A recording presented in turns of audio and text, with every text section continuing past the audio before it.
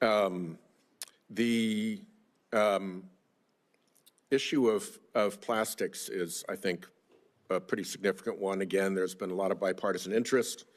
I even went up to the Oval Office during Trump 1 to have one of my bills signed by the president, and he gave a very animated riff on Asian countries polluting our beautiful oceans and how it comes ashore very often in Alaska by the ton along their beaches. So I hope this is an area we can continue to work together. And in particular, I hope that you'll sit down with me and Senator Cassidy on legislation that we are working on. Will you give us that meeting? Senator, I'll take any meeting with you that you would like to talk about this issue. And I'd like to also let you... We'll sit down with Senator Cassidy's team and have a conversation there. The other thing I wanted to flag for you is that you pretty well successfully deflected all of Senator Bennett's questions about what the immediate impact looks like in the short-term pain for the long-term gain. I just want to flag for you one issue that is very important to me. Rhode Island is a small business state, right? We don't have a whole lot of big mega corporations there who can balance things and move things around. Canada is our largest trading partner. We have companies who fill an important niche in the global supply chain, and particularly in American companies' supply chains, because they get something from Canada, or let's say China, could be, but Canada's our major trading partner, and they process that thing, and then they put it into the supply chain for the larger corporate entities. That's their business. That's all they've got. So if we're not looking out for these small businesses that are actually going to have to lock their doors and close the shutters and fire their employees and go out of business, I think you've missed a huge hole in the problem that these tariffs have created. If all you're listening to is the big mega corporations who can move things around the world and have the resources to dodge these effects, you're not getting the straight story. I think in every one of our states, there are going to be small businesses that occupy a niche in which trade is an important factor and that are going to go bust because of these tariffs. And I urge you to look out for those businesses because I don't think they're getting their voices heard at all. So, Senator, I've talked to you about this. I've talked to Senator Hassan about this and others. One thing I asked my team to do last week was to convene a meeting of I have a trade advisory council for small business. I've asked them to convene that meeting. I've connected with the Small Business Administration. They have an international trade desk there. I've talked to I have an office that also deals with small business because I do want to hear it. I think it's important that we hear it because they don't have the same voices in Washington. I will say right now, Canada and Mexico, things coming from Canada and Mexico that comply with the United States-Mexico-Canada Agreement come in duty-free. They continue to do so if they follow the rules. If they don't follow the rules and are trying to put in Chinese stuff, that's going to be tariffed. But if they follow the rules, they're going to be getting the duty-free treatment they're due. Well, a small business that has gone broke is not very amenable to a meeting. They don't exist any longer. Senator Hassan. Thank you, Mr. Chair and Ranking Member. Good morning, Ambassador Greer. Thank you for being here. Before I start with a couple of additional questions about the impact of these tariffs, I want to associate myself with Senator Whitehouse's comments just now about the impact on our small businesses, particularly those who are critical parts of supply chains for some of our larger corporations in the country. As you know, Canada is our biggest trading partner too, and we are already seeing the impact of these tariffs with our small businesses, especially in our tourism industry, which is being decimated because Canadians are not coming down to New Hampshire the way they usually do. Let me ask you about a couple of other things. President Trump's tariffs have made almost everything that families buy more expensive. The president imposed a 10% national sales tax on all imports into our country and an even higher sales tax on imports from more than 50 countries, including our allies like Canada. This is the largest tax increase in over half a century, and it's going to cost the average American family $3,800 a year. Their morning cup of coffee will cost more, so will new shoes for their kids, and so will fresh fruit. So my question to you, Ambassador, is how much revenue from the president's national sales tax will be used to give tax breaks to billionaires? So, Senator, as you know, any kind of tariff revenue that comes in to the United States government, it goes to the Treasury, and Congress will decide what happens to that money. Obviously, the president wants to have a very competitive tax policy that's good for everybody. That was part of why he had such a successful economy in the first term, as he married trade action with good tax policy to have $7,000 an increase in real wages over that time. Well, That's what we're looking for. let's be really clear. The president, besides the contradictions in the way he talks about the purpose of his tariffs, the president's made very clear that he sees tariffs as a way of increasing revenue. At the same time, he's working with the majority in Congress to give additional tax breaks to the wealthiest people in the country at the expense of working people who are going to be paying more for everyday goods they absolutely have to pay, goods they were hoping were going to cost less, given the president's campaign promises. But of course, he isn't keeping to those campaign promises as prices continue to go up. Now, the president's national sales tax is increasing prices for families. It's also causing huge losses in Americans' retirement savings. Ambassador Greer, would the administration reverse course if the president's tariffs led to 10% inflation? Senator, the president is fixed in his purpose. This trade deficit and the offshoring and loss of manufacturing jobs is something that's persisted for too long, and it's dangerous. I understand your justification for the policy, even though there are some very contradictory justifications coming out of the administration.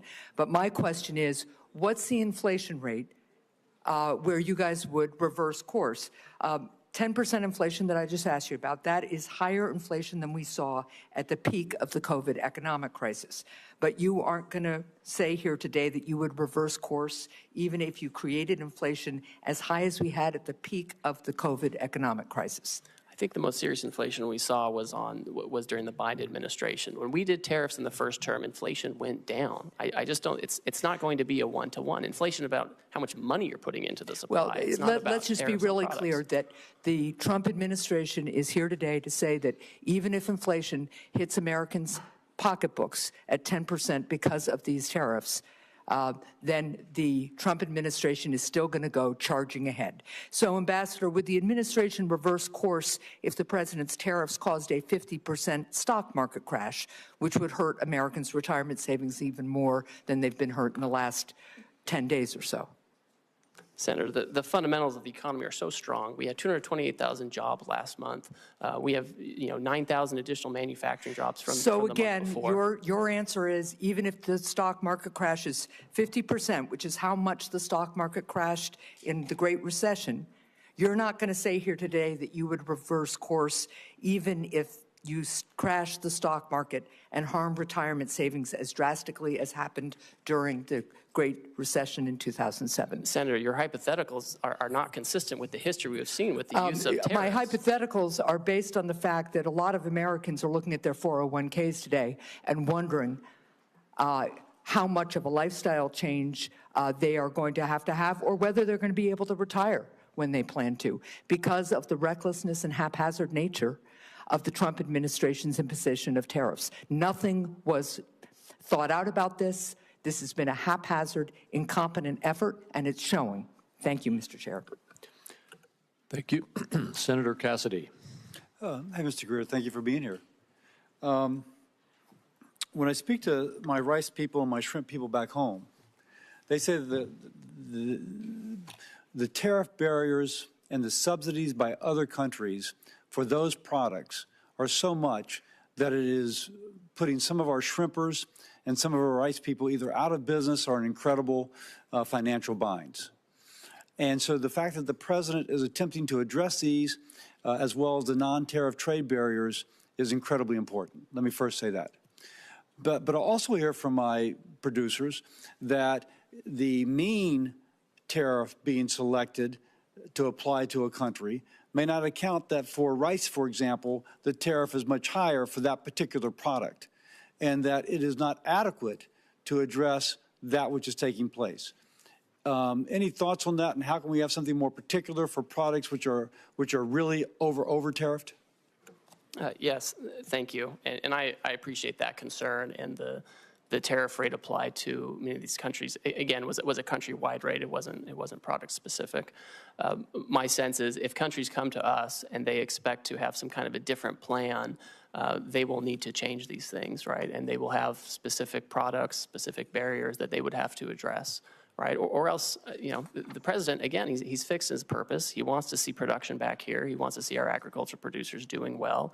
And these countries just have to have reciprocal trade with us. And that means taking care of the types of barriers and tariff rates you're talking about. So it sounds like you, one of the things I think they want to know is that since shrimp might be a relatively small part of trades with some of these countries, that the interest of, for example, shrimp will not be sacrificed in part of a greater whole. No, I think, and I saw a really interesting article today in the New York Times on shrimp. You may have seen that, where the tariffs have actually given a bit of a lifeline to these shrimpers. And I think that if there's going to be any kind of change to any of this, and I'm not going to prejudge that, we have to make sure that our industries are protected adequately, so we don't go backwards with the deficit. Let me ask, in the President's America First trading policy, there's several sections relating to free trade agreements and how they will be evaluated. Senator Bennett and I are working on an America's Act, which would be a hemispheric trade policy, which would have several purposes. One, to strengthen those ties. Secondly, to keep the Chinese from making the incursions that they are absolutely making throughout the hemisphere. Some are calling the Caribbean a Chinese lake. And so this would allow us to push back upon that.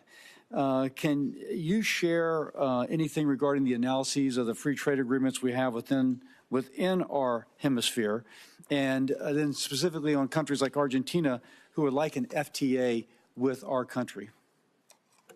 Certainly. I would say that we are first and foremost focused on addressing this emergency and the reciprocal tariff action and implementing it appropriately.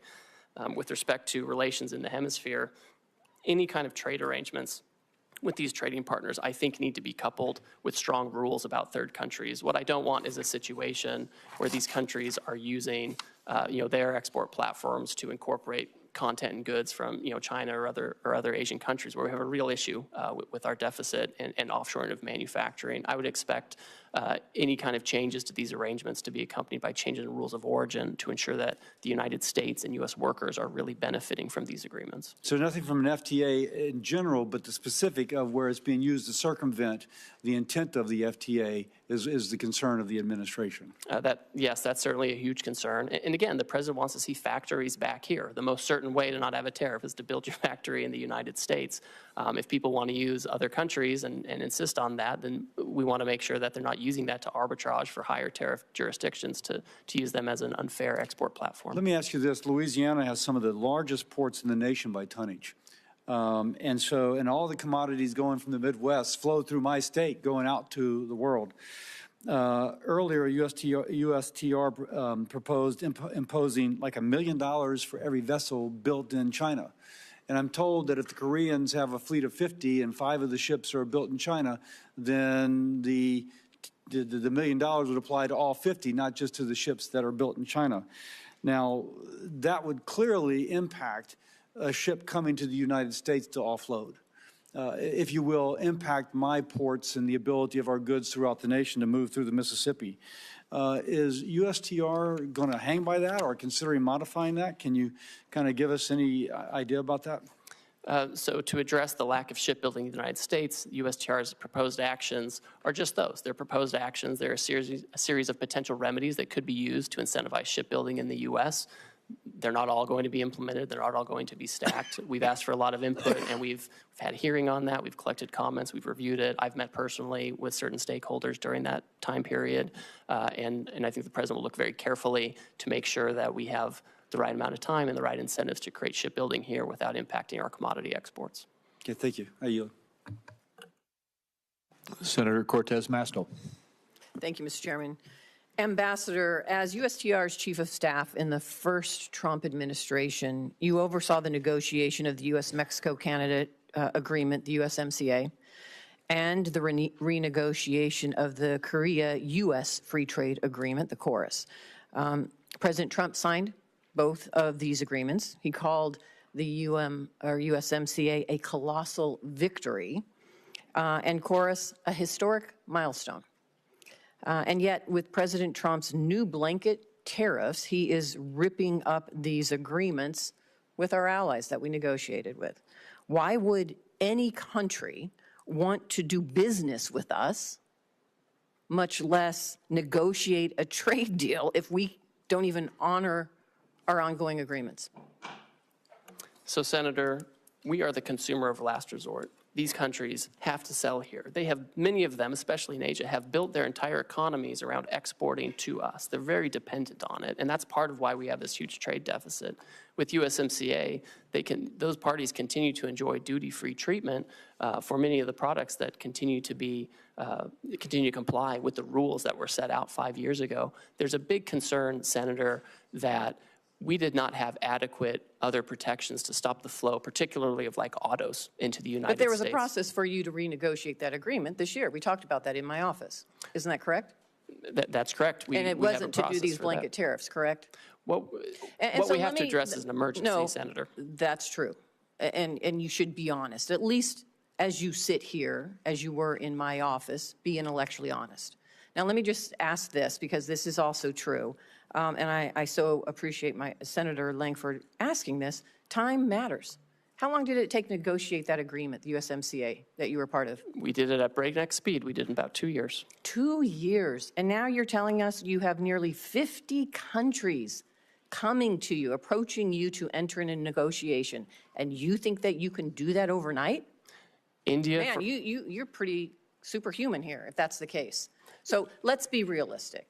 That's all we're asking. Common sense and realism here, Ambassador, as you sit here before us. And let me talk about something else that is really important for my state, and I think this entire country, because this administration is forgetting that we have $1 billion economy when it comes to tourism into the United States. People know Las Vegas. My state is Nevada. We rely on tourism to our state, and now we're seeing an impact because of these tariffs, not just from Canada, but I am hearing from so many that are in the tourism and kind of leisure industry. We are seeing impacts because now this $1 billion industry of international tourism is having an impact on our economy. And this is a service industry. Let me just say this.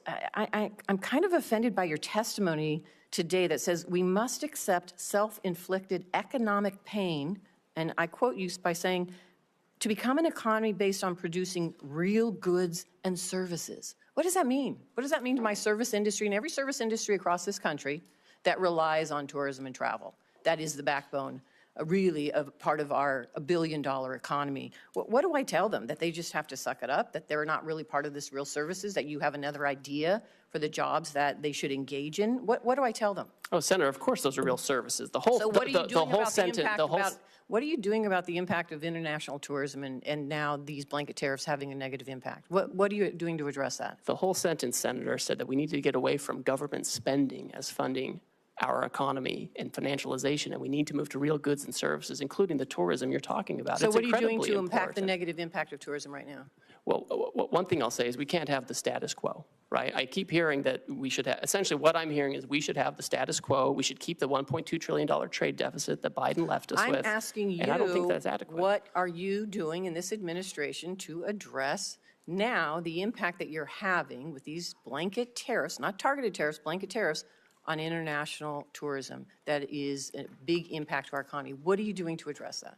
Well, Senator, as we're talking to all of these countries, we are talking about services. We are talking about making sure that we can export services to other countries. A lot of those that we export are, we have well, digital let me say services, I only have so all much kinds time, of and trade. apparently you're not. So here's what I would like, because you haven't thought about this, and the administration hasn't really thought about it, because I haven't heard anybody talking about tourism. So why don't you come talk to me in my office, and let's talk about and put a plan together, because these blanket tariffs are having an impact on tourism in my state and across the country. Senator, So I'm happy to instead come of talk just to you. defending it, why don't you just come sit down with some of us and try to address the concerns that we are seeing and feeling in our states that this administration has not taken into account? I'm happy to come speak with you. Thank you, Senator. Senator Grassley. Ambassador Greer, thank you for being here. I've made very clear throughout my public service that I'm a free and fair trader. The Constitution gives Congress the authority to regulate interstate and foreign commerce. I believe that Congress delegated too much authority to the President in Trade Expansion Acts of 1962 and Trade Act of 1974. That said, I support President Trump's agenda to lower tariffs and non-tariff barriers other countries impose on American goods. I support President Trump's agenda to get a better deal from China and other countries for our farmers and manufacturers. In fact, even back in 2003, I sent a letter to the Chinese Minister of Commerce at that time pointing out China's failure to live up to its WTO obligations. And then I went further in 2018 when I was on Senator Daines' Codell. I told top Chinese leaders I made a mistake supporting China in the WTO. That's why during the first Trump administration, I was supportive of President's agenda to get fair trade with China. At the time, I raised alarm bells when tariffs are used. We all know agriculture is usually the first place of retaliation. In response to Chinese retaliation to tariffs, the first Trump administration set up the Market Facilitation Program for farmers, which gave direct payments to farmers affected by the tariffs. This helped farmers weather the short-term impact of trade retaliation. But as you know, farmers still overwhelmingly want to get their money from the marketplace and not from a government check. So far in this administration, we've seen even more sweeping tariffs, with some countries already retaliating agriculture, including China. I have been very vocal in my wait and see approach to these tariffs because I believe President Trump and you, Mr. Ambassador, are using them to get fair trade for Americans with many countries. If that's not the case, level with me. So to help farmers in the meantime, instead of relying on payments from the government, I'm going to give a suggestion that you don't have much to do with, but the administration could move very quickly to increase RVOs on the renewable fuel standards so that farmers get more robust domestic markets for their crops. And one place to start would be where the Biden administration came up short with RVOs, only 3 1/10 billion over a 3-year period at a time on biodiesel, to make that 5.3 as far as you can see into the future. That would very dramatically increase soybean prices. So my question to you is, in the medium to the long term, do you plan to turn these tariffs into trade deals to reduce tariffs and non-tariff barriers? I support that. On the other hand, if the purpose is to stall on negotiations in order to keep tariffs high for the sole purpose of feeding the U.S. Treasury, I oppose that. So is this administration for trade reciprocity or for Treasury replenishment? Senator, thank you, and thank you for your years of service on the trade space, and you're one of the deans in this area. It's important to understand the sense of the emergency that we're facing and urgency with the need to reshore and do manufacturing here. It's incredibly important to the president. Yesterday, he stated very clearly that he is happy to engage in negotiations immediately with countries that believe that they can help us reduce our deficit and get rid of the non-tariff barriers and the tariffs that affect that. I think the answer, Senator, is it's going to be country by country. There are going to be some countries where they're not able to address their non-tariff barriers or their tariffs or the deficit fully, and there will be others who I think will be able to do that, and where the president will have the option of making a deal with them. So we're certainly seeking reciprocity. Now, if we have the tariff on a country, there's obviously going to be a revenue effect, but we need to reshore manufacturing, we need to get rid of our agricultural deficit, and we need to make sure that if countries are going to trade with us, it has to be on a reciprocal basis. Senator Cantwell. Thank you, Mr. Chairman. Ambassador Greer, good to see you. You and I have had many conversations about trade. I think my question this morning, though, starts with the consultation that Congress deserves on trade issues from the trade ambassador. And what did the Trump administration do to prepare us, to communicate with us, to tell us about findings as it relates to these emergency orders by the president? Thank you, Senator. As you know, I find consultation requirements very important, and not just as a requirement, just a matter of good practice.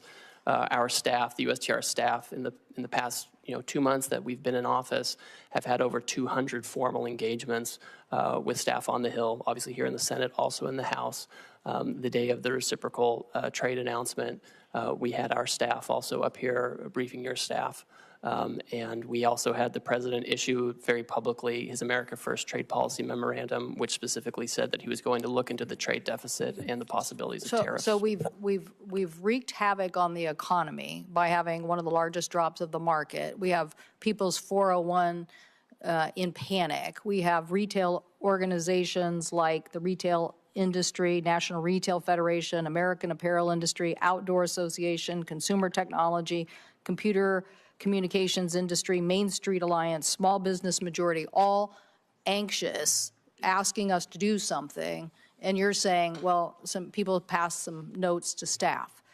What the requirement is, and this is where I believe the president has misconstructed and actually exploited this authority, is not communicated to us, nor these interest groups that are now panicked over the effect of tariffs. So I would say that the skill set of a USTR office or even a Treasury Secretary could have opened these conversations with these countries without the tariffs and saved a lot of people a lot of pain and anguish. I worry that this trust issue, because I have a different worldview, that we should be building alliances as a way to counter China, that the alliance building process now will become harder. And people are going to wonder, well, is the United States going to pull another fast one again and just wreak havoc, when in reality, countering China with a tech NATO or something like that is a more powerful tool. Do you have a comment about that? I do, and I think we do need to be thoughtful about this. I think what we can't do is wait. We have had many times in past decades when we have had real robust trade disputes with our partners. Japan in the 80s and early 90s over cars, semiconductors, and they ended reshoring a lot of those factories here. And it didn't make us less of a security partner to Japan. I think we can have these conversations like friends do. And that's what the president said yesterday. He said, listen, China's trying to retaliate. They're taking a different path. But for others who want to have meetings, I want to reclaim my time for a second, because I only have 5 minutes and you have lots of time to answer lots of questions from members. But you can see all my colleagues, we are thoughtful people with specific issues about our constituencies. I just met with raspberry growers. They're concerned. They want to know if they're going to get some seat on a council so they can have their issues heard. I'm for trade. I represent trade. I represent a trade economy. I represent the success of what innovation and trade get you. But you're coming here this morning with this not only tanking of the market and 401s, now you're coming here telling me that tariff is the tool. And I'm telling you innovation is the tool. You're telling us in your testimony you want a tariff on semiconductors.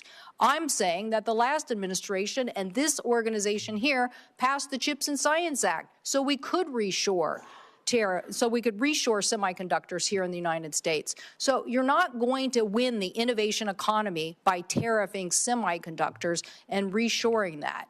I don't know what you think. I'm not trying to get the semiconductor. I want to lead on next generation semiconductor manufacturing, because I'm pretty sure I'm sitting next to the Intel ranking member here who's going to tell me if we don't lead on semiconductor manufacturing and semiconductor next generation technology, then we're not going to be leading in defense or in AI or in anything.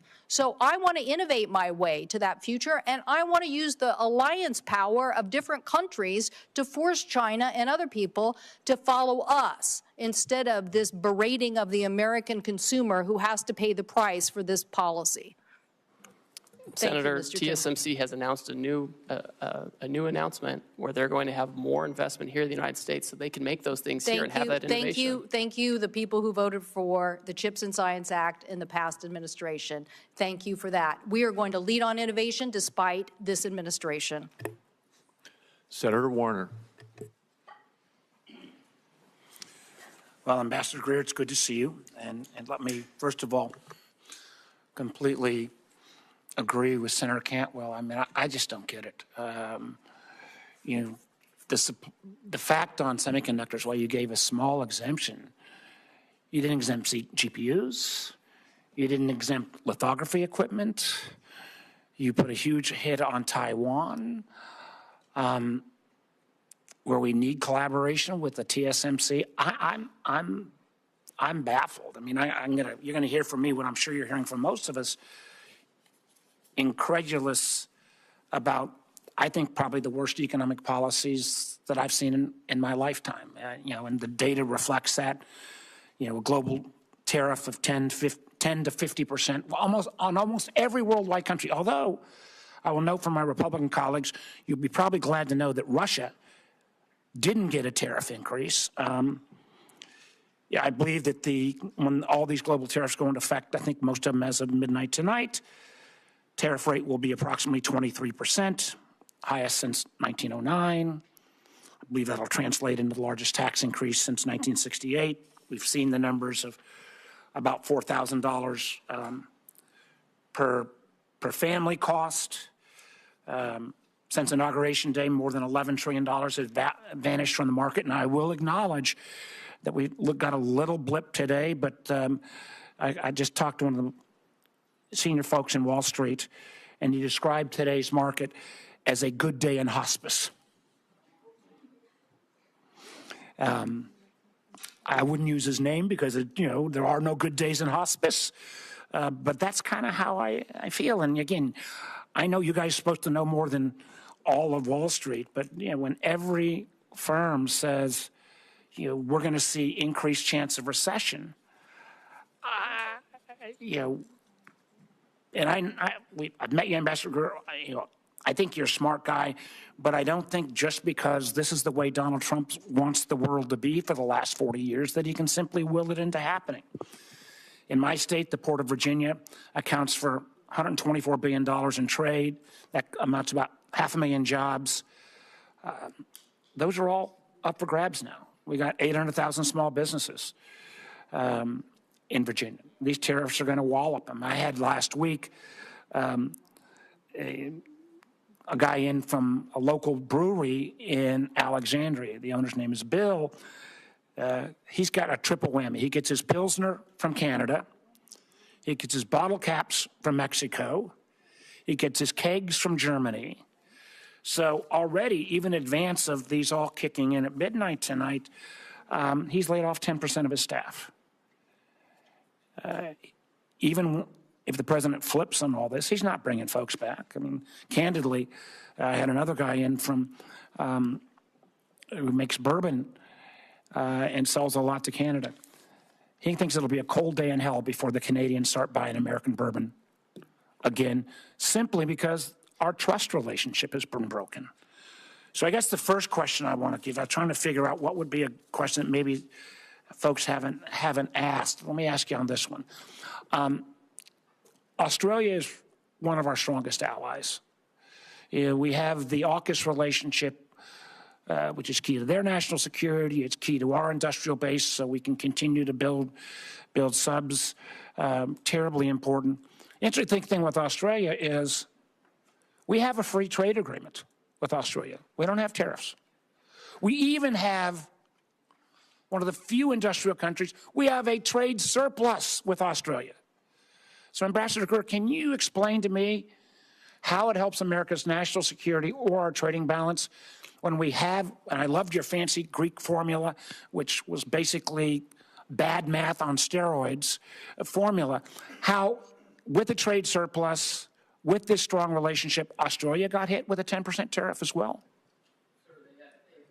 Senator, Australia has the lowest rate available under the new program. They ban imports of American beef and pork. Ambassador, excuse me. There is a trade, we already have a free trade agreement. We have a trade surplus. So getting the least bad, why did they get whacked in the first place? We're addressing the $1.2 trillion deficit, the largest in human history that President Biden left us with. We should be running up the score in Australia. Ambassador Greer, answer the question on Australia. We have a trade surplus with Australia. We have a free trade agreement. Why? They are an incredibly important national security partner. Why were they whacked with a tariff?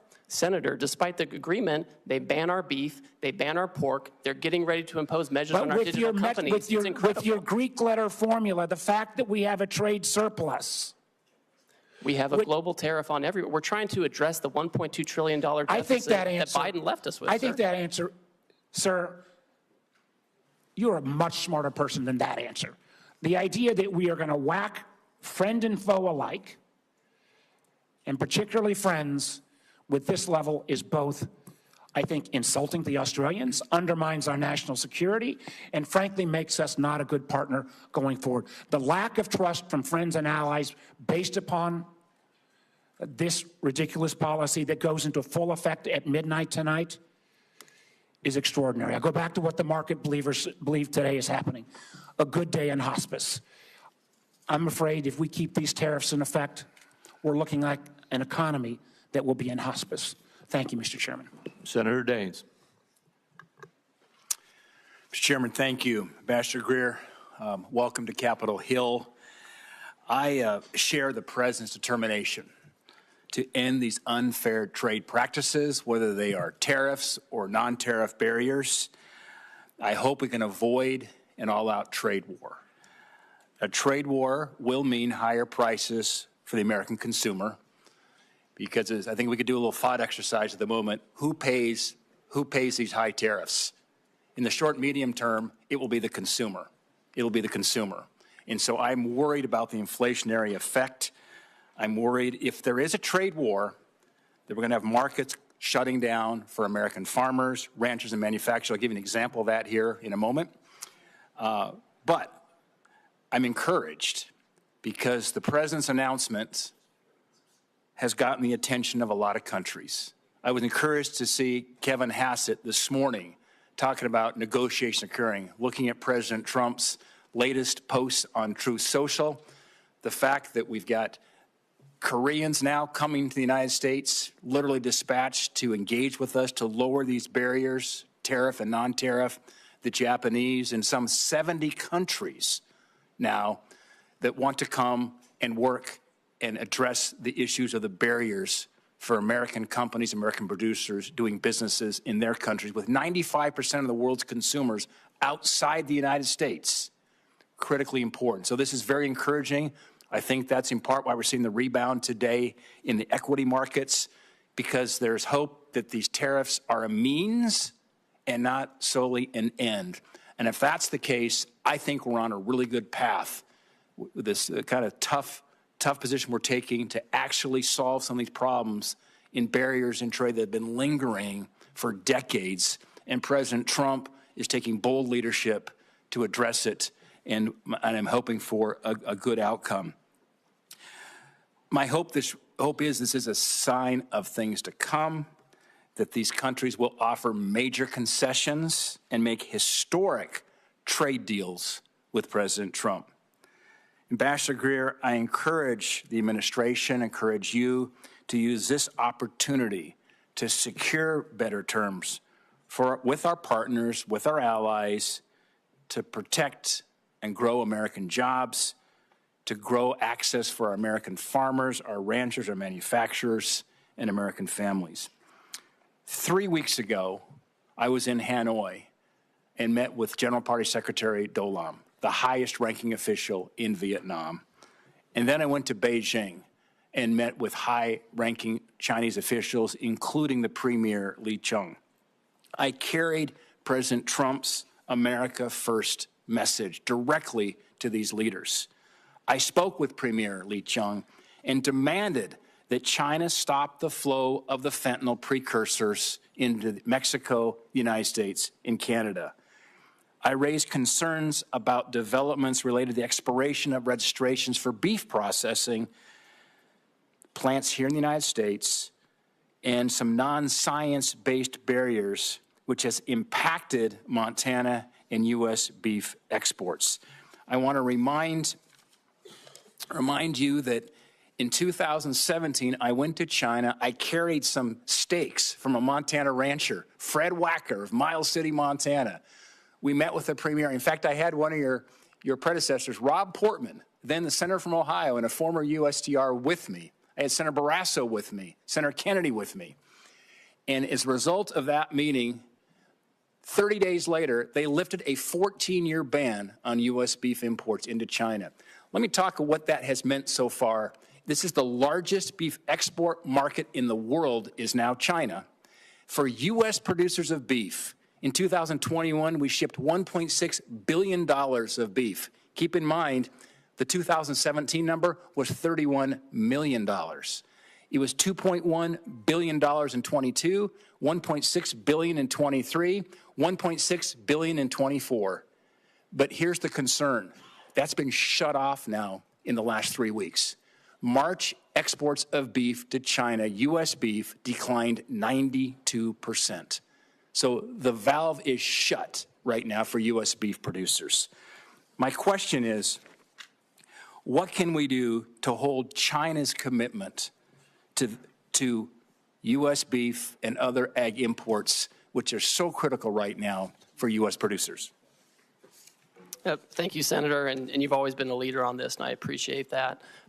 China, of course, needs to take down their barriers. It's been a persistent challenge with them, and they like to use economic coercion, and they have their own method of doing things.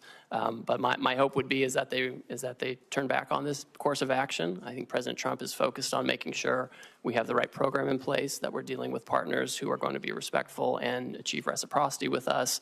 And I think a lot of this is going to be up to the Chinese on how forward-leaning they want to be on having fair trade with us. I'm very sensitive to this issue in particular, and I want to make sure we open up beef markets other places too, so we don't have to be dependent on just one market. Yeah, well, Ambassador Greer, I'm encouraged by the negotiations that are going on as we speak with Japan, with Korea, with some 70 countries who want to now reduce their tariff and non-tariff barriers. This could be absolutely a monumental moment in trade for the United States, and Godspeed. Thank my colleague. Next is Senator Young.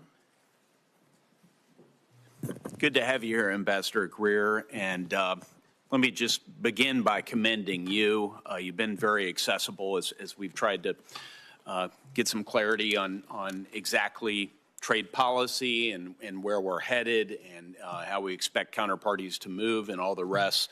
You returned my phone call immediately, and your team's been in touch with mine. And so just that speaks very well of you and the Trump administration, because this is creating some anxiety, this current tariff posture among some of my constituents.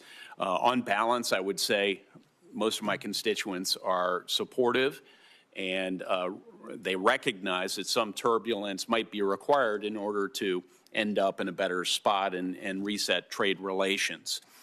I think one of the things I'm hearing from constituents back home is that trade retaliation doesn't fall on everyone evenly. It has a different impact on a New York tech firm than it might have on a Hoosier soybean farmer, and I hope that's something that's being factored into your analysis as you think about how foreign countermeasures could impact the American economy generally, and then in terms of particular sectors and parts of the country. So unpacking those trade-offs for the American people, I think is going to be very important moving forward.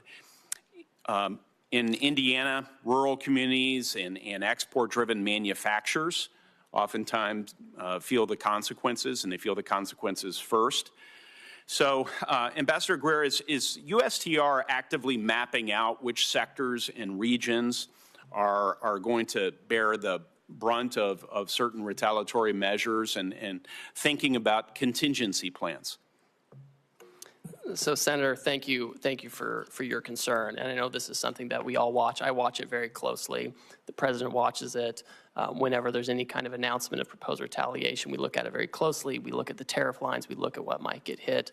The good news so far is that most countries have said they're not going to retaliate on this and that they would like to seek to talk to us first, find out more about the program, what they can do to meet our goals, which, as you know, we're dealing with an emergency in terms of manufacturing and our trade deficit. And so that is what most countries have chosen to do. My sense is that if there are some countries that choose to retaliate regardless of our need to address this emergency, our hope and expectation is that countries will do what they've said, which is bring down their tariffs and non-tariff barriers to provide better markets and alternative locations. Well, as I communicate some of the impacts in my state to your office, and as I know you and your team review this, I hope you will you'll keep those considerations in mind as you develop your negotiating priorities. Yes, we certainly will, and look forward to continued collaboration with you. You know, in other areas of federal policy, we have clear metrics or criteria to measure success. We do it in social policy. We do it with respect to education policy, test scores. We do it in defense policy. We try and measure readiness and through various metrics. But in trade policy, especially tariffs, we seem to lack a clear set of metrics and a feedback loop. Does USTR have a formal process to evaluate whether these tariffs are actually achieving their goals, whether that's reshoring or market access or reciprocity, some metrics associated with that? I'll let you speak to that, sir. Senator, as we've stated, the underlying basis for this action is the national emergency arising from the trade deficit. President Biden left us with a historically high $1.2 trillion trade deficit, which we understand and know to be driven, at least in large part, by non-reciprocity. And so when we're looking at whether that emergency is abating or being affected, is we're looking at outcomes. Certainly, if other countries are bringing down their tariffs and their non-tariff barriers, that's a good indicator. That's the right direction. We also want to make sure that the trade deficit is going in the right direction. And that means two things. It means we have better access and we can export more to these other markets, but it also means that they're not using us as a dumping ground for their overproduction or their subsidized products. And so it goes both ways. And so it's a country-by-country analysis. We're looking at it case by case. They come in and talk to us on a country-specific basis where we can articulate to them what their trade barriers are, right? I've got this big book with all the trade barriers, what their non-reciprocal tariff rates are, and what we expect in terms of fair trade. Well, thank you. I'm already over time. It's amazing how quickly we go through this, which is why I really appreciate that direct line to you and your team. I should also mention that we heard from Secretary Bessent to discuss tariffs the other day as well. We'll be in touch. We want to work with you on critical minerals policy, on digital trade policy, and many other areas that I know are your priorities as well, and President Trump's priorities. And thank you for your ongoing efforts to bring more clarity to the markets and to our businesses and farmers so that we know exactly what lies ahead. Thank you. Senator Johnson. Thank you, Mr. Ranking Member. Mr. Ambassador, welcome. So you're hearing a fair amount of agreement from the Finance Committee here. First of all, I think there's agreement that we recognize that America's been very generous in opening up our markets. Our trading partners have taken advantage of us. We don't have fair trade.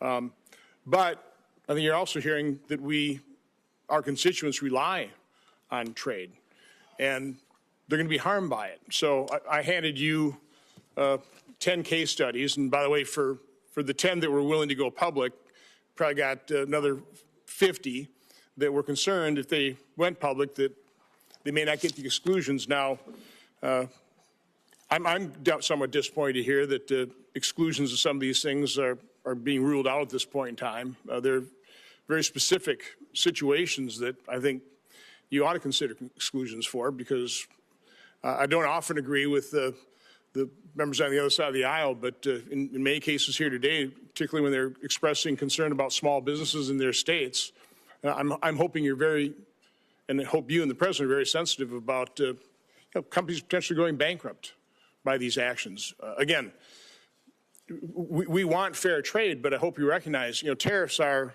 double-edged sword. I would argue a somewhat blunt instrument.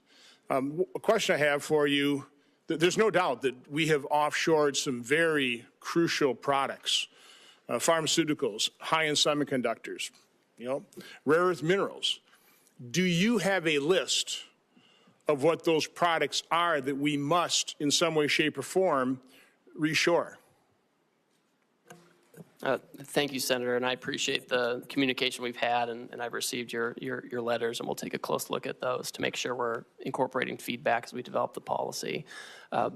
You'll note in the action we took last week, there were certain sectors that we excluded from the tariff action because we think they need their own investigation and consideration, whether it comes to tariffs or other actions. This includes semiconductors, it includes pharmaceuticals like you're talking about, certain metals like copper, and also critical minerals. These are areas where we have to reshore. We need to be able to think about the best way to incentivize this. There are things we can do as the executive branch, and there are things that Congress can do, and especially with the tax bill coming up. I think these are the kinds of things where we need to create the right incentives. You're not using tariffs with pharmaceuticals and semiconductors or rare earth minerals? So right now, they're not subject to a tariff. Because you want them brought in here because they're crucial. There are other products that are also crucial that you are applying tariffs to. So we are doing investigations right now, and we're considering, with respect to pharmaceuticals and semiconductors, the president's been very clear about this. He said it several times, because tariffs are a tool that can be used to create incentives. What we can't have is the status quo. The status quo has not worked. Do you believe a trade deficit is just per se always bad? I think the situation, what we have, Senator, is a large and persistent trade deficit. In normal economic structures and normal markets, you would have a deficit one year or a surplus one year. But what we have is a structural, persistent and growing deficit. And as a result, offshore some crucial yes, products. That's a big part of it. Yes, but do you want to onshore, for example, very high labor content products when, by the way, we're pretty low unemployment rate. I mean, when I went to college, 5% was full employment. We're at 4.2. I've been in manufacturing since late 70s. You couldn't hire enough people in manufacturing back then. Situations even got worse. So I would argue that I'm far more concerned about our budget deficit of $2 trillion. And I realize the trade deficit, we have problems with that. But I think a bigger problem is we don't have enough workers. So are you factoring that into your calculation in terms of what you're actually trying to accomplish here? I mean, all for bringing back these crucial products so that we don't have national security issues with the things that we can't manufacture. But again, I don't want to bring back high labor content. Now I want to diversify our supply chain. It's bad to have that all in China, as we saw certainly with PPE, but a diversified supply chain around the world, because I think trade is a win-win situation. It should be. What are your comments on that? So I think when it comes to workers, so first of all, we have about 2 million discouraged workers, right? And these are folks who should come off the sidelines for sure. I think the factories that are being built and will be built in the United States will leverage both automation and workers, right? I don't think we're going to have lots of, it's not the kind of labor that's done in some of these other countries. I think our folks are innovative, and the newest factories use a lot of automation, but also workers and people who make the products that the industrial robots that contribute to that automation.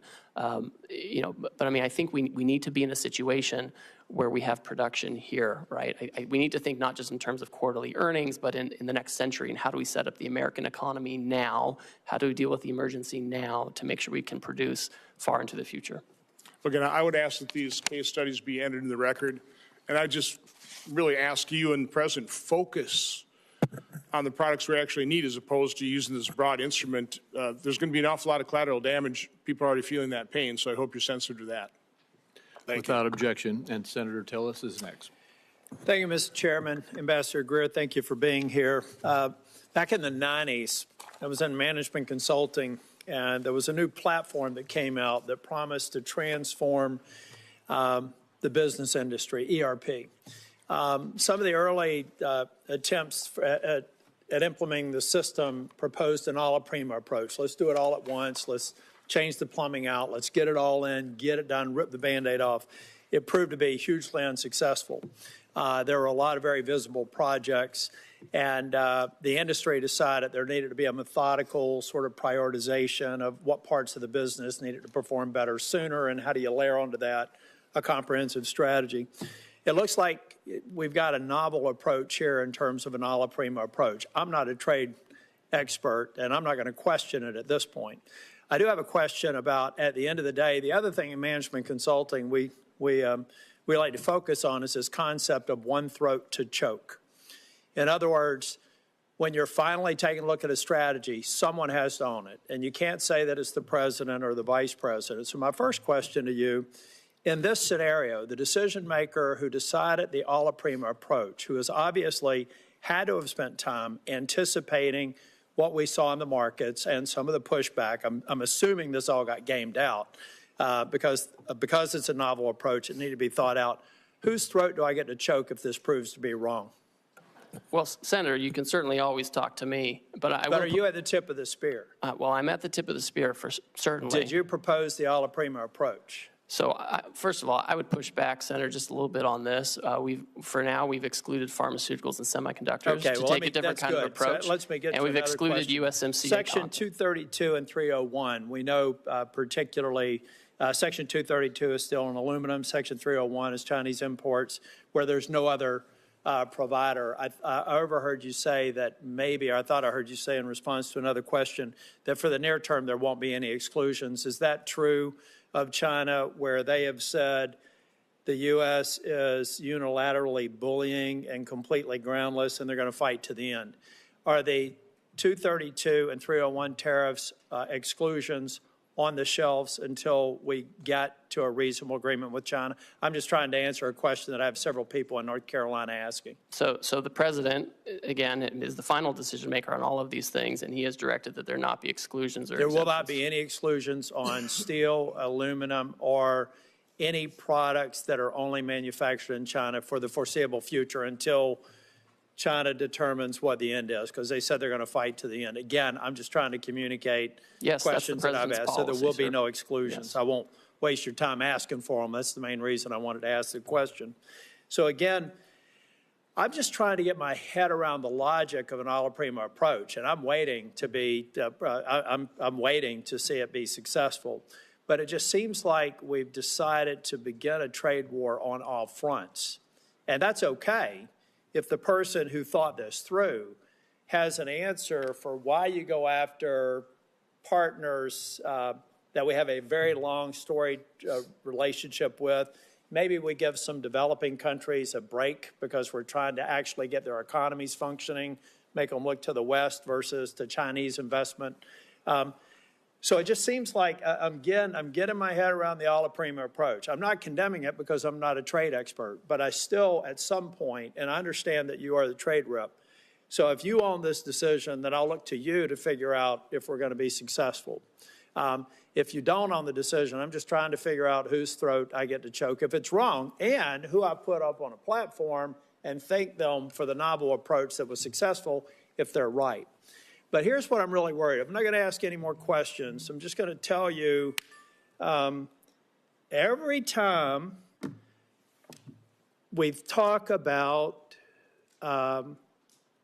people having patience, we need to understand that the founding fathers made damn sure that that patience was never more than about 14 months, really. Everything that we need to do to know what the political environment is going to be about next year, it's got to be done by February of next year. So in your mind, do you believe that over the course of the next 14 months, we're going to have a level of certainty, and the people in the trailer park that I grew up in who are going to bear the brunt of some of these short-term cost increases, maybe some job displacement for a period of time, how are they going to be feeling Groundhog Day 2027 or 2026? Do we feel like the majority of this will be resolved and I'll be able to thank whoever thought that the alla prima approach was a good idea? Because that's about the timeline we've got to work with. Well, Senator, these people who voted for the president is the same situation I grew up in. You know that. I agree, but let me just finish here because I don't want to get in the way of my colleagues. Yes. I'll be 65 in August. every day, 11,400 people celebrate their 65th birthday. That's 4 million a year. So there, let's say from 60 to 65, people looking at their 401k statements. They did vote for President Trump. They voted for me. I hope that they will again in both cases. Well, maybe not the president, but I intend to run for re-election. I'm just trying to figure out if they're going to feel good about this, because a long-term play in American politics and a long-term play in American policy, public policy formation, is about 12 months from the beginning of an administration. I wish you well, but I am skeptical. Thank you. Senator Smith. Thank you, Senator Crapo, and welcome, Ambassador Greer. So it seems to me that President Trump has started a big trade war, and the war is with everyone on multiple fronts, with allies as well as adversaries. I think this is a little bit of what Senator Tillis was getting at. It feels really indiscriminate and chaotic, and apparently we're still just in the early days of this. And I just need to tell you that Minnesotans are freaked out. Farmers who are experiencing, you and I have talked about this, one of the worst farm economies in the last 25 years are looking at lower prices and higher input costs. Minnesotans who work on the Iron Range, which is the source of 80% of the iron ore that goes into American-made steel, they want fair trade. They want us to stand up to illegal steel dumping, but like 500 of them have been laid off because demand for American cars has been slumping. I mean, I could go on in every sector. Consumers are freaked out. This looks like a giant sales tax to them. Retirement stock market plummeting, and it's very hard for people to understand what is going on here. So what I want to do is to get an understanding from you of what you see as the goals of this war that we're in, because at various times it's been described as goals to raise revenue, to stop fentanyl trafficking, close trade deficits. So is the goal here to raise revenue for the federal treasury? Senator, this is not a trade war. We have, most countries have said they're not going to retaliate. We have an underlying emergency. The goal of the trade deficit, where President Biden left us with a $1.2 trillion trade deficit, and the goal is to address that, and the offshoring that led to that, and the non-reciprocal treatment that led to that. That's the goal. Certainly there's a tariff revenue effect. If the countries do not do this, then they will be subject to the tariff, and we'll have a tariff on foreign goods instead of American-made goods. So, okay, so if the goal is to close trade deficits, then that would mean that the tariffs are a negotiating tool here. Is that right? Is that how you see it? So the or tariff. are you trying to use them to? Well, it can go both ways, Senator. So on the first, we've talked a lot about negotiations, because a lot of these countries, they have closed off markets to our exports in unfair ways. They've done it for decades, and nothing has persuaded them. Sitting down, talking nicely hasn't persuaded them. But if you were trying to, so I'm all for fair trade, and I'm all for the idea that if somebody is not trading fairly with us, if they're not giving us fair markets, then we need to have a strategy to go after that. But yet this is a blanket approach. It's an across-the-board approach, which is going to contribute to raising costs, and that's why it just feels, I think, so chaotic to people. Well, the trade deficit is a global issue. So you can't if you're trying to get the trade deficit, you can't just pick one or two countries and say, we're going to do this and become Swiss cheese. Like that would not be coherent. What's coherent has a global approach to what's a global issue, to take these countries, country by country, figure out how we can address our trade deficit with them and address trade market barriers with them. And that's the right approach, and that's what's happening. That's what the president's directed. But I mean, as Senator Warner was pointing out, I guess it's a floor, you could call it, a 10% tariff, even with countries where we have a trade surplus. And by the way, this formula that the administration used to assign this so-called reciprocal tariff it just seems so arbitrary. I mean, where did that formula come from? It's straightforward and it's common sense. It came from White House economists, and they proposed that looking at a country's trade deficit is a good approximation of the net effect of the unfairness of the higher tariff rates, the higher trade barriers, the unfair trade practices, the dumping, the subsidies, all of that, and that's how you can capture that. Well, so would you adapt that because it's based on 1 year, and of course trade surpluses, deficits can vary quite a bit from year to year. Would your plan be to change it if you get new yearly data? And then that would suggest, I guess, that the tariffs would be in place for a long time.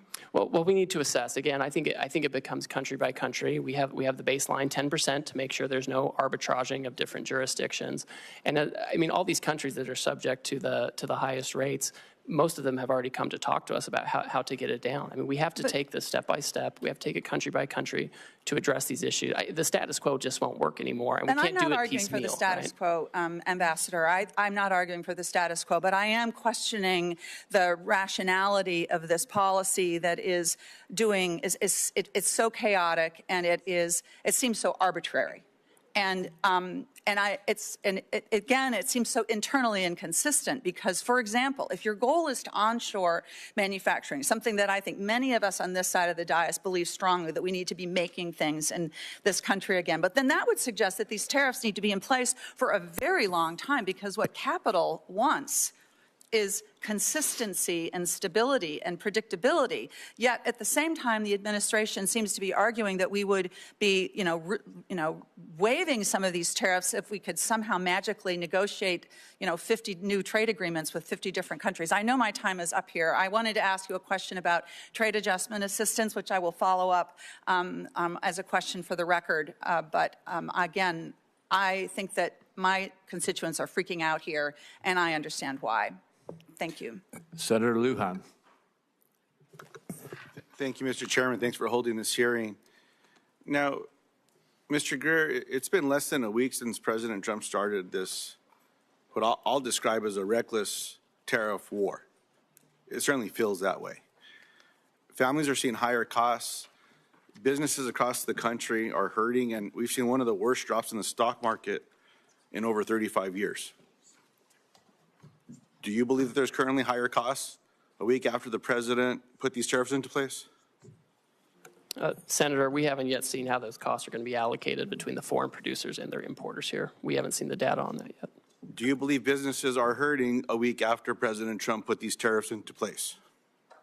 I've heard from a lot of businesses. Some of them are excited about the prospects. Some are concerned because they're import dependent instead of U.S. product dependent. So I know there are varying views on this. Let me ask this question, because this one's based completely on fact, on something I think you look at every day. You probably have some of these numbers in your phone that I'm guessing might be in your pocket.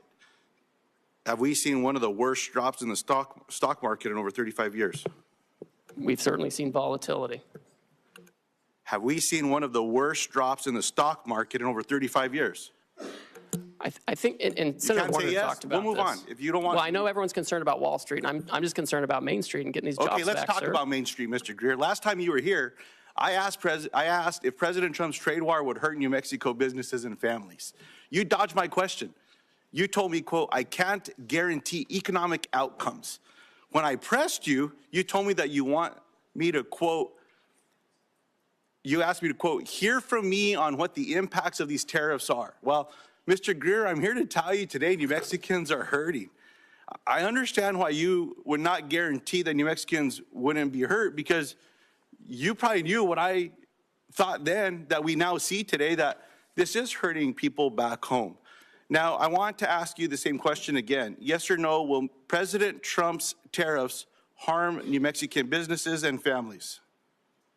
Senator, I just don't think they will. Right now, you have duty-free trade with Canada and Mexico, where they comply with the rules, where they have U.S., Mexican, and American content. I mean, this is designed, and I would hope that being a border state, this is something that you find valuable, and that's what we're trying to do. We're trying to incentivize production in the United States. We want North America to be competitive, and this is. We can't have the status quo. We have to have a situation where we have manufacturing here, where we have foreign market access for our producers, and we want New Mexico families and companies and communities to prosper. Mr. Greer, do you agree with President Trump that families are going to have to feel a little pain? I'm not going to speak for the president. I didn't ask for you to speak for him. I know none of you have the courage to stand up to him. What I'm asking you, Mr. Greer, is do you agree with what the president said about these tariffs, in that people are going to have to feel a little pain? That's my question. If we have companies that feel pain because they're adjusting their supply chains, have more American product made by American workers, that's an adjustment we have to make to prepare for the future. We can't keep doing the same thing we always did. And if companies are having trouble adjusting their supply chains, which I'm very sensitive to, this is something that we have to deal with. We can't do nothing for 4 years like we saw under Biden, where there was just nothing going on trade. Let me We ask have the to question act. a little differently. Yes or no? Do you agree with President Trump when he said families are going to have to feel a little pain?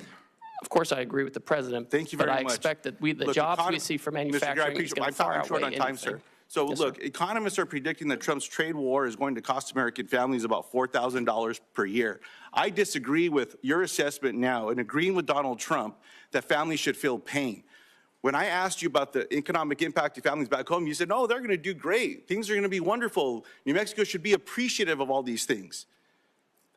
I guess pain is the kind of relief that you believe that families should be going through. I mean, it is what it is. As I've been saying to my colleagues here, I understand the outcome of this last election. Donald Trump is now the president of the United States. He won the election. My Republican colleagues in the Senate won the election. They control the votes in this chamber. They control the votes in the House. That's why we're seeing these budget resolutions. All I'm saying is own up to what you want to do. You want to do it. Just be honest with the American people about what's going on. I appreciate the time today, Mr. Chairman. I yield back. The same economists who are crying out now were the ones who said we were going to crash the economy, and Trump won. We put tariffs on China, and real median household income went up for Americans by $7,000. Inflation went down, unemployment went down. So we have history showing that we know how to use this. We know how to Mr. use Chairman, these since tools. Mr. Greer went on, I will just follow up again. Then help explain the pain that people are feeling today with your assessment of what Donald Trump said, that families should feel some pain. That's all okay with you all? Senator, we're not going to be in a situation where we keep allowing Wall Street to run the economy. And as we're making that transition, You know what, companies Mr. Greer, will need to adjust. go spend sir. a little time at the grocery store talking to some of my constituents back home. I'll take you around. We'll walk around. We're not going to give anyone a heads up. You just go do it. And let's see what the regular folks back home are doing, including the people that come and talk to me that say they voted for this president. This is not what they stand up for. Farmers and ranchers are getting the short end of the stick from USDA, where these grants are being cut, and they say, oh, no, it's because we don't want to give people food. Baloney. You're cutting the lifeline for these farmers and ranchers as well, in addition to what's happening with these inputs with tariffs. Look, you all are a lot smarter than I. I'm just a regular person back home. I'm one of them. Senator Warnock. That's the difference between you and I, sir. Senator Warnock. Thank you very much, Brother Chair. Since President Trump announced his tariffs last week, the stock market has dropped more than 10%. We've talked about that. I'm more concerned about the impact on ordinary people. This for me is a regressive tax. It's a tax on families who are already dealing with increasing costs and are trying to figure out how to make their lives work. I heard you say, Mr. Greer, that you don't think this is that we're in a trade war, and I respect your expertise on trade, but tomorrow the Trump administration will implement its reciprocal tariffs, which means businesses and families have had less than 1 week to plan for the largest tax increase in more than 50 years. So we are escalating, and so we can go back and forth about whether we think it's a trade war. I'm focused on how this is impacting families. Normally when tariffs are being discussed, businesses and industries have time to plan. And the government often provides an orderly and clear process for American companies to apply for exclusions from tariffs when it's not possible for them to sell a product without importing parts or all of it because no one manufactures it here. We all know uncertainty is the worst thing for business. I'm hearing this from farmers. I'm hearing it from folks in the manufacturing sector. So I hope we can provide some certainty. What should a multinational retailer do about their products made only overseas or that contain parts only made overseas? We're seeing this in our automotive sector in Georgia. Should they just raise their prices on families to account for the new tax? Or is there a process for that company to reach out to the White House for an exclusion?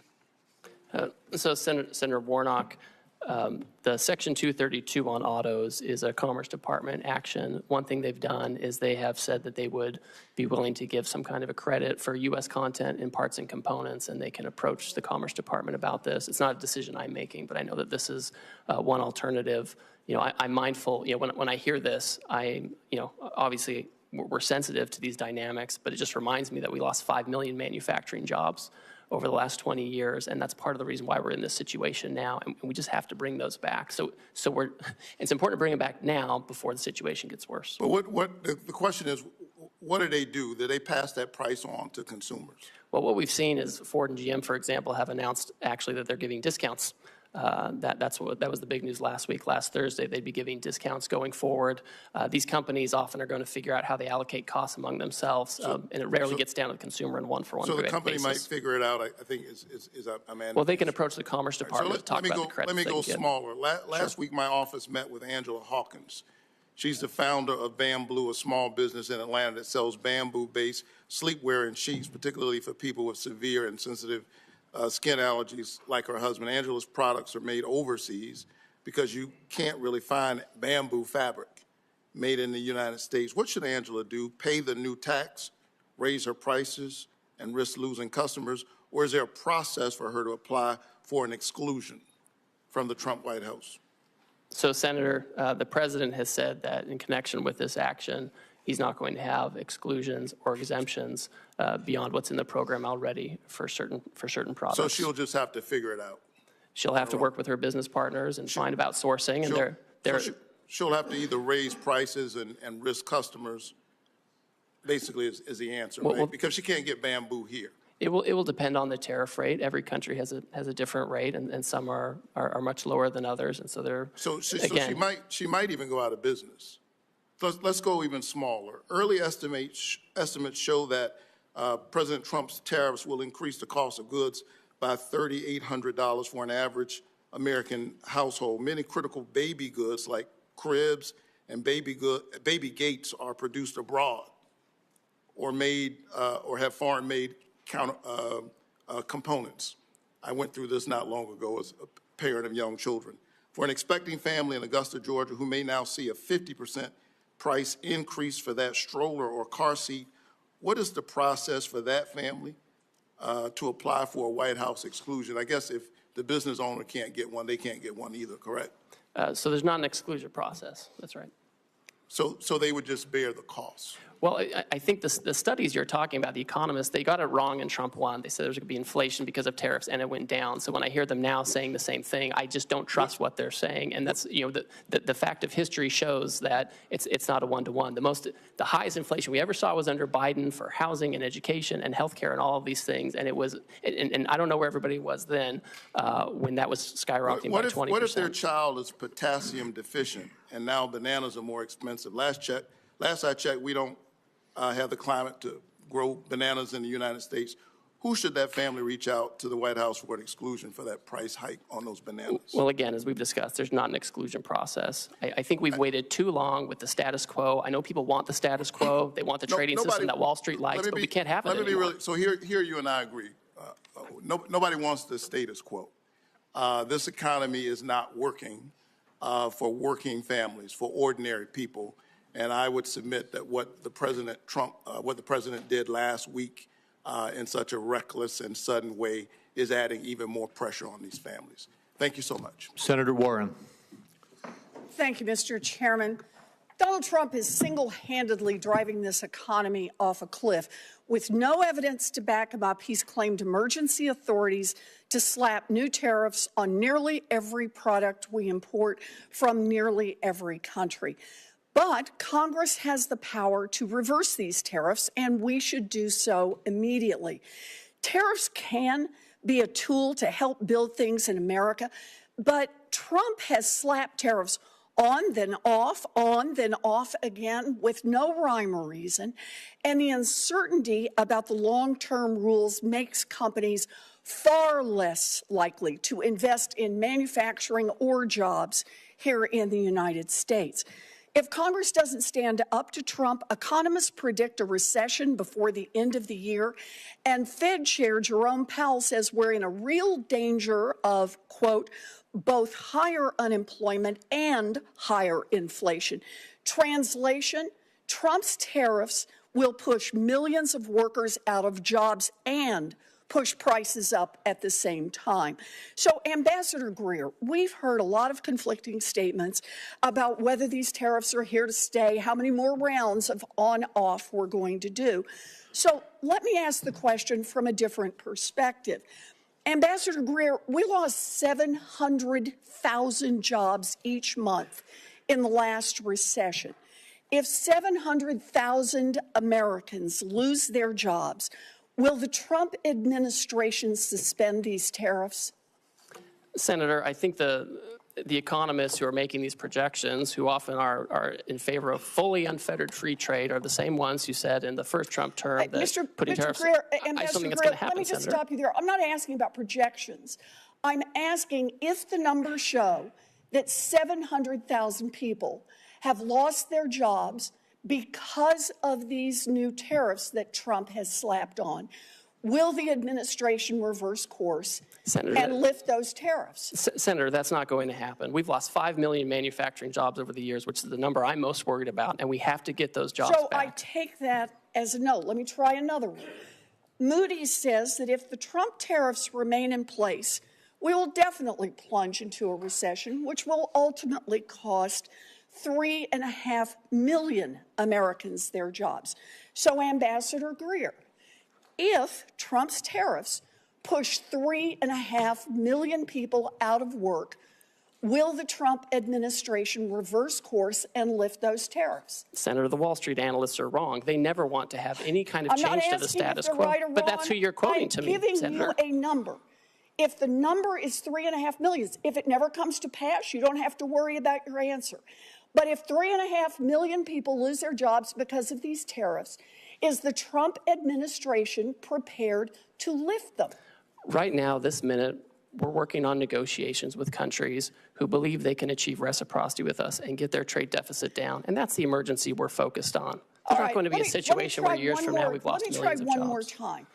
If Trump tariffs push workers out of their jobs and raise prices, as Fed Chair Powell has predicted, will you reverse course then?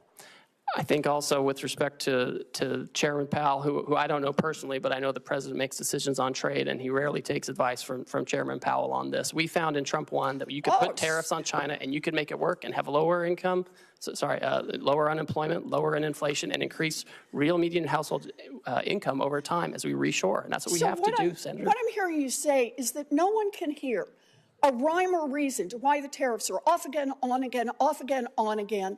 But what you're telling us is the fact that hundreds of thousands, even millions of people could lose their jobs and that prices could go up will not be a factor for you or for Donald Trump for rolling those tariffs back.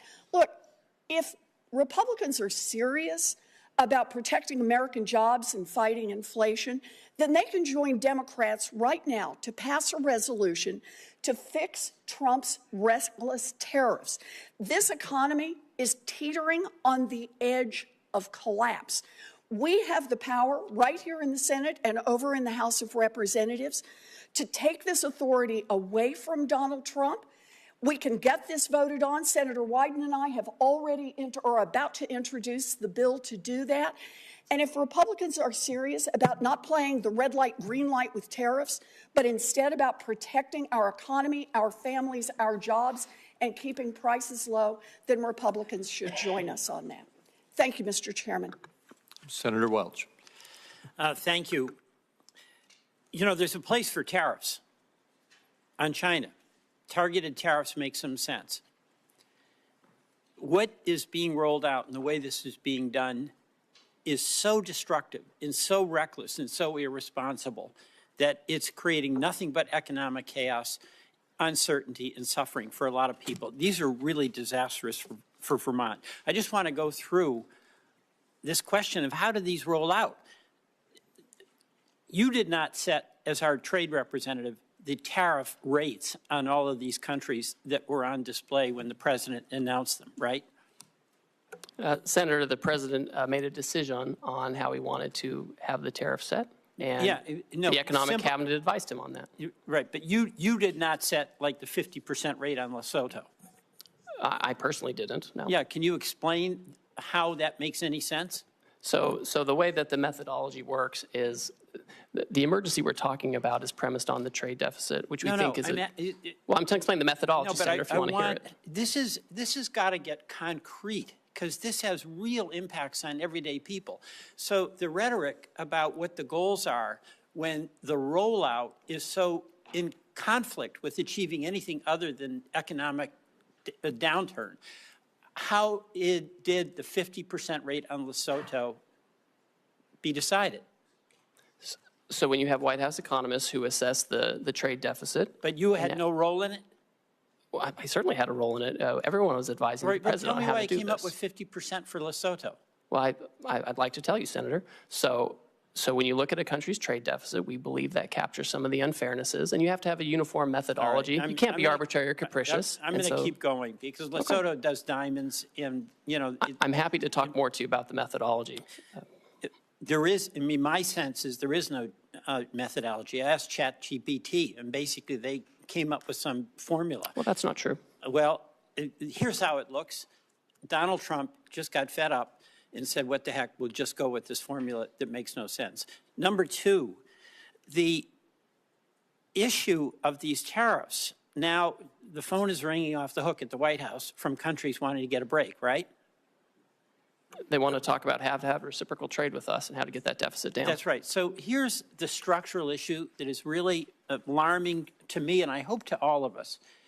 We are using these tariffs, or the president is using these tariffs, from going from an economy that's based on competition to one that's based on access. You know, in a competitive economy, your product, your service determines the outcome and how well you do. In an access economy, it's who's got Donald Trump's number, who's got your number, who's got Lutnick's number, and you call up and you get a break. That's an access economy. Is this going to be the arbitrary authority of the president to decide, yes, we'll cut the Vietnam tariff, and no, we'll sustain the tariff on Lesotho? The way this works, Senator, is we have longstanding relationships with trade officials in these foreign countries, and they work with our staff, our career staff, and they develop, if someone comes to us with an offer, we review it, we analyze it, and we present it to the president. They're calling the president. I mean, you've got Donald Trump as president basically picking and choosing winners and losers, and who knows on what basis. That's not a trade regime that anybody can count on. That's something they can game if they know you, they know Lutnick, they know Donald Trump. You know, that I think was what Senator Warnock was asking about. We've got farmers on the border with Canada. They get their grain. It's going to be 25% hit. We've got consumers whose electricity bills are going up because of retaliation from Canada. Can they make a call to you, to Howard Lutnick, to the president, and ask for relief? Well, we certainly talk to all kinds of constituents. We talk to labor unions, we talk to civil society, we talk to business. I would say with Canada and Mexico, they receive duty-free treatment for things that follow the rules of USMCA. If they bring in Chinese content and send it down, they won't get a break. Let me tell you the frustration I have. There is a place for targeted tariffs to help us and also to push back on unfair trade practices. I support that. That's not what this is. This is utter chaos, arbitrary and willful on the part of the president that is setting up a dynamic where he picks winners and losers rather than companies compete to do the best they can and have the benefit of good work and a good product. Mr. Chairman, I yield back. Thank you. Senator Barrasso. Thank you, Mr. Chairman. Appreciate you being here to answer questions. I'm concerned from Wyoming and for workers across the country. I'm worried that foreign competitors continue to use unfair trade practices against the United States, against our workers, against our producers. These practices threaten our economic security, our prosperity. We want a safe and prosperous nation. Workers in my home state and across the country are paying the price. So can you just talk a little bit about how you determine if foreign trade and economic practices constitute an emergency for our country. And I just heard our previous speaker talk about asking ChatGPT. I'm not going to do that. I'm going to ask you, how is it that we determine if foreign trade and economic practices constitute an emergency for our country? Thank you, Senator. In the first instance, when the president declares an emergency, he has to consider where there is, the conditions that may impact national and economic security. And so for him, he took a look at our trade deficit, which was the largest in human history under President Biden, 1.2 trillion.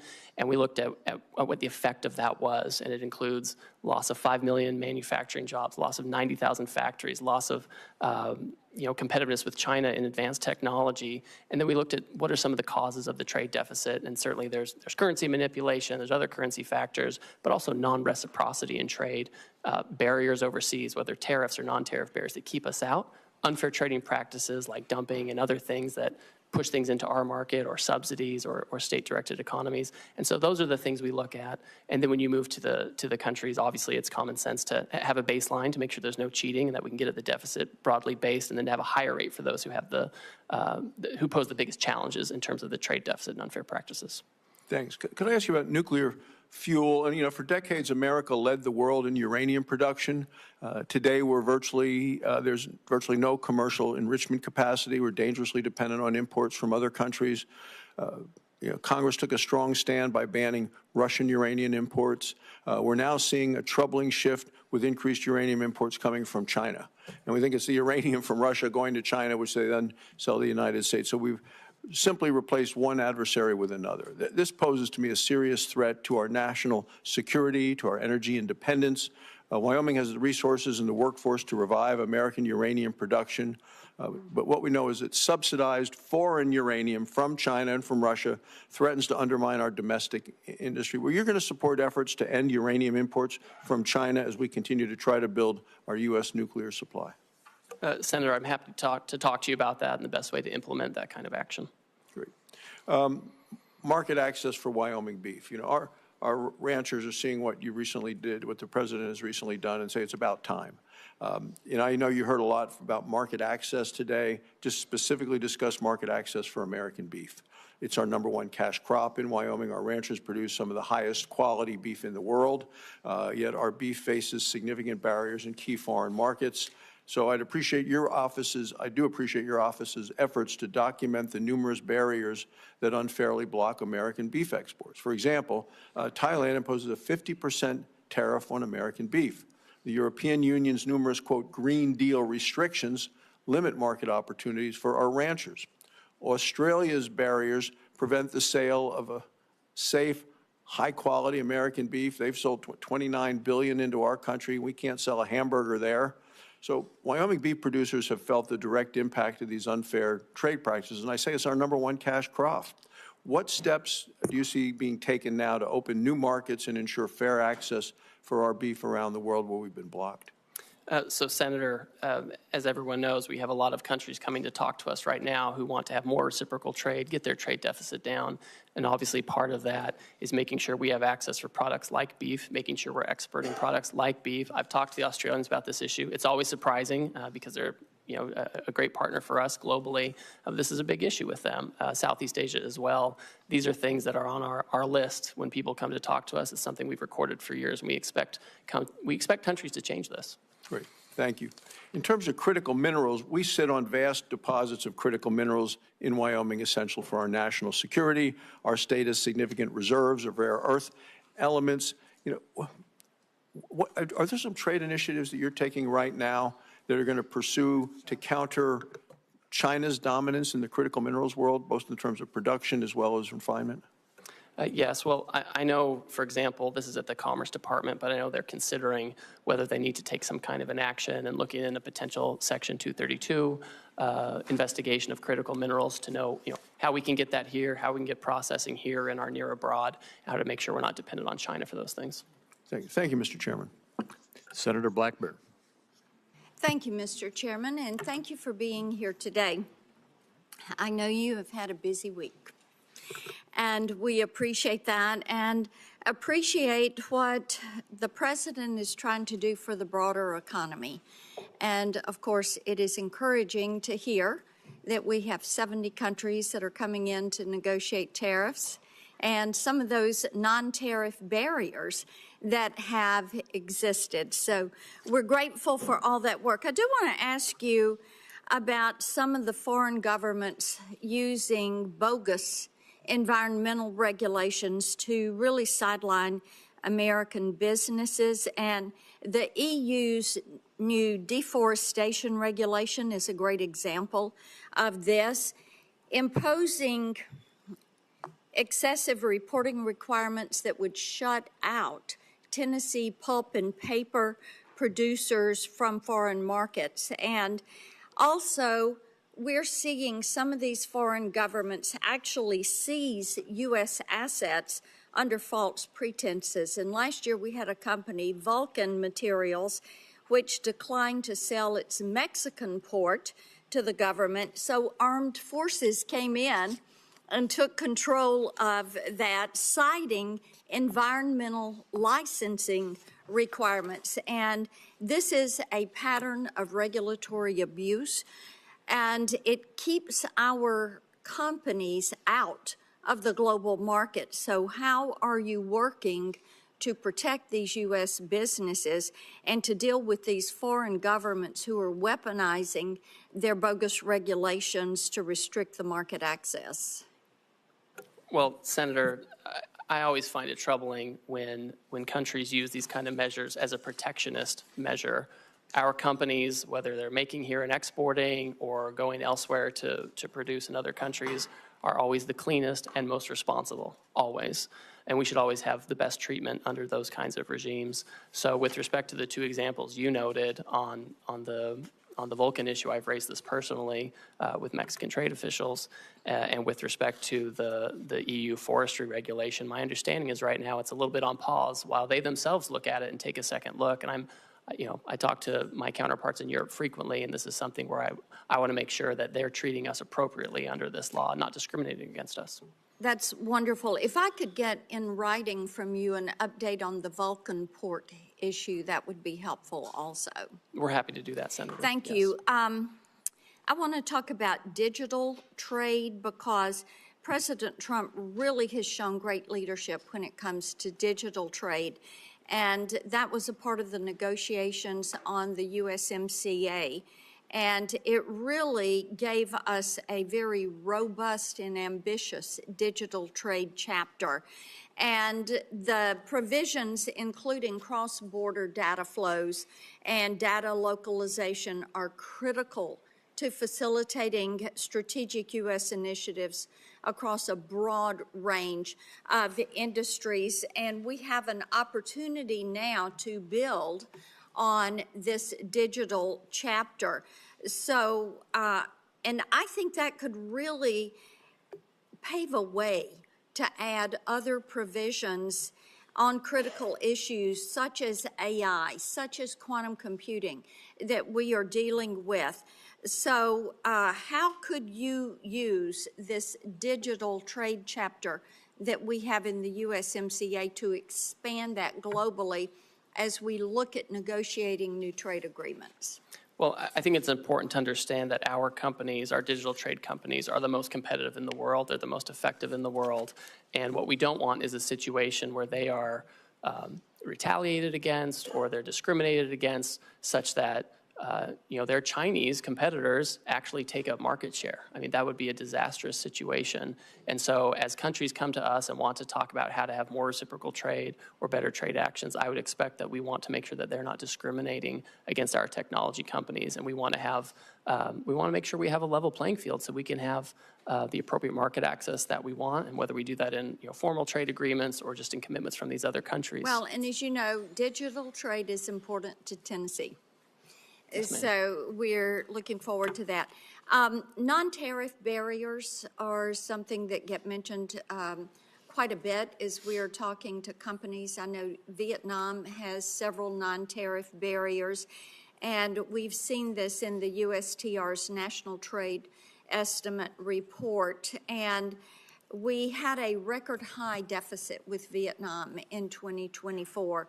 And in part, that's because Chinese companies are using Vietnam to transship. So will you work to ensure that any possible deal with Vietnam, because I know they've been first to the table to try to negotiate for a zero tariff, but we want to make certain that whatever is done includes provisions that will not allow China to reap the benefits of working with and shipping through Vietnam.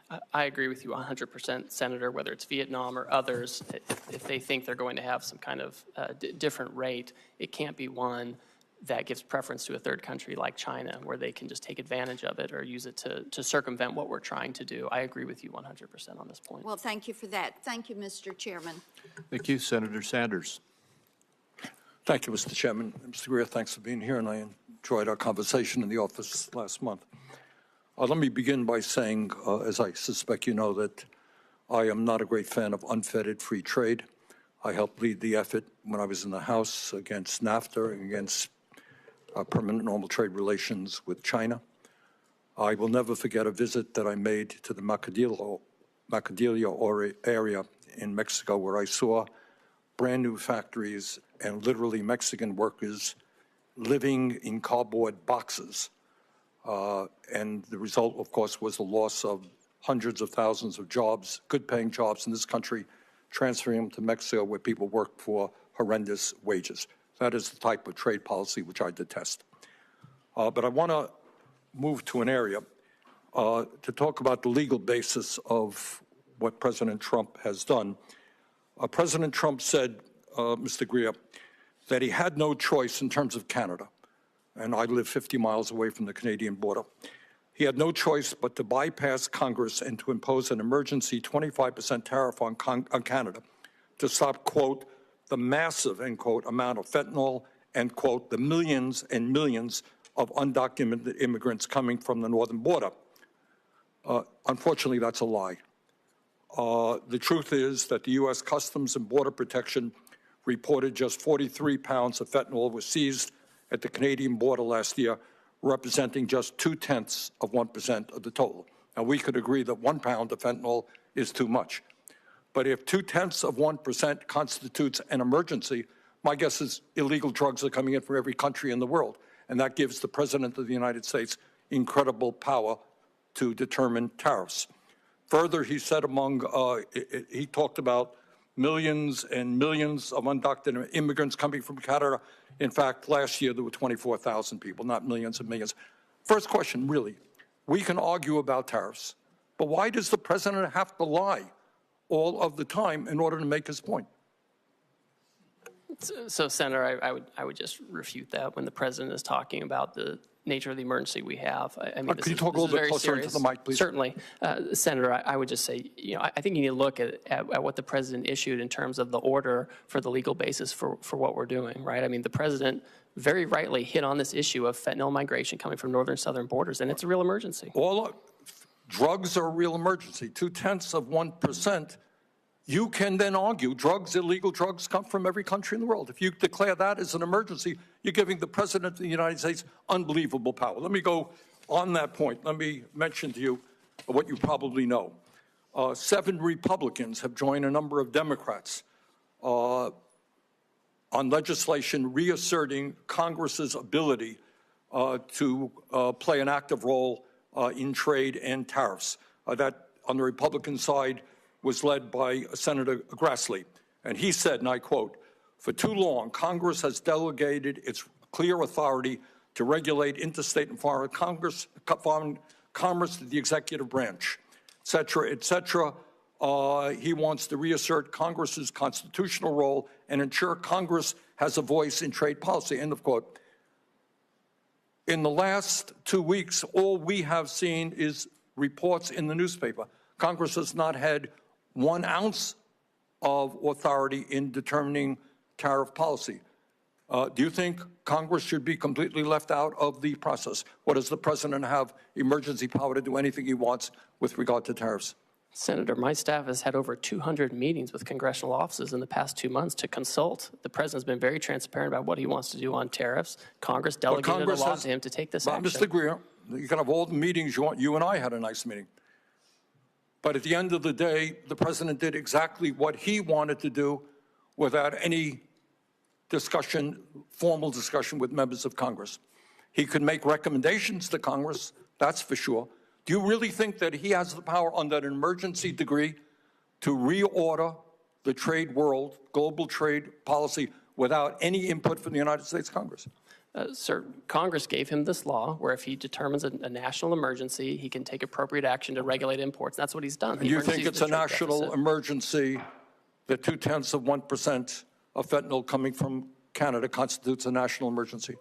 Sir, do you? The president has determined that Do you? Canada, I'm asking you. You're asking me about drug policy. So I agree with the president. If you have China and Canada and Mexico putting drugs into this country at different levels, then that's an emergency. We have to deal with it. Look, we're not going to can't sit argue around about the anymore, danger sir. of drugs. 43 pounds of fentanyl.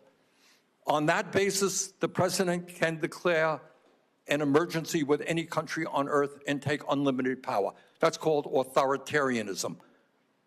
Okay? That's not what a democracy does. Do you have any concerns about all of that power going into the hands of the president? Sir, Congress delegated this power to the president. He has to renew the emergency every year. He has to give reports to Congress. The Congress told him what he has to do to use this authority, and he's doing those things. Okay. Thank you, Mr. Chairman. Thank you. We have, you've been going now 2 hours and almost 40 minutes, but we have one more question. Senator Wyden has one more question, and then we'll Thank you wrap very up. much, Mr. Chairman. So, Mr. Greer, we've been at this a long time, and you've offered a lot of word salad about international trade, reciprocity and metrics, and the list goes on and on. But inside this verbiage, you've ducked a very big question, and that is, how can you negotiate with scores of countries before Americans see their 401ks go up in smoke? And so what I'd like to do is just ask you one simple question to wrap this up, because at home in Oregon, people want to know what we're doing to help the people who are hurting today, not months and months or elections and all kinds of dates far in the future. So here's my question to wrap up. When will those hurting now see real relief? Senator, the country decisively voted for this president and his trade policy. He knows how to use tariffs appropriately to negotiate deals where necessary and to drive investment and manufacturing back to the U.S.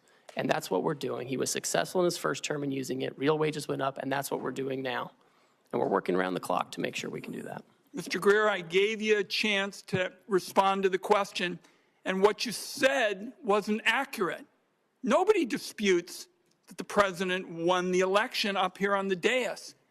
But nobody was told in the election campaign that we would have all of these people hurting now because of a flawed trade policy. Once in a while, it said, well, maybe take a little time. But there wasn't any mention of people from one end of the country to another feeling they've been wiped out financially. Nobody heard about that. That was never discussed. Hope you'll have an answer for me, because that's what Americans want to know who are hurting now. They've listened to all of this trade lingo tossed around, and then they scratch their head and say, who's going to stand up for me now? Well, I'll tell you, we're going to fight for those people. That's why I'm proposing a bipartisan resolution that would overturn what's going on with 180 countries. We'll keep the record open for a few days, but what I'd like to know is what the timetable is for helping people who are hurting right now, because I haven't heard anything on that point. Thank you, Mr. Chairman. Thank you, Senator Wyden. And we are now at the conclusion of the questions. Ambassador Greer, thank you for the time you've given us. As I indicated, you've gone almost 2 hours and 45 minutes. And I think you have been very clear about what the president's intentions are and how you expect this to roll out. The questions for the record deadline is Tuesday, April 15th for members of the Senate. And with that, this hearing is adjourned. Thank you.